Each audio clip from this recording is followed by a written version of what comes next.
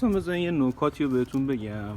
با شروع فصل زمستون میخوایم بخاری خوب که داشته باشین، تو موتورهای تو خانواده ایران خودرو، موتورهای پیژو و سمند، حالا X7 که باشن، این قسمت 2 شلنگ بس میشه.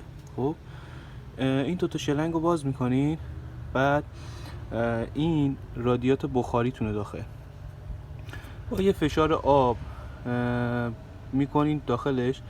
بعد هر آشغالی چیزی که اگه تو رادیات بخاریتون باشه خالی میشه. بعد اینکه این کارو کردین، دوباره شلنگا رو وصل میکنین، تو رادیات آب میریزین، هواگیری میکنین، دوباره از بخاریتون استفاده میکنین. بخاریتون گرماش خیلی بیشتر میشه، آشغالاش حذف میشه. بذارید من کثیفیایی که از تو رادیات بخاری خارج میشه رو بهتون نشون بدم.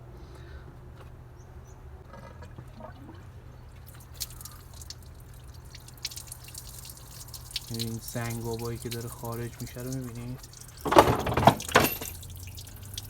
در آب زلال شد.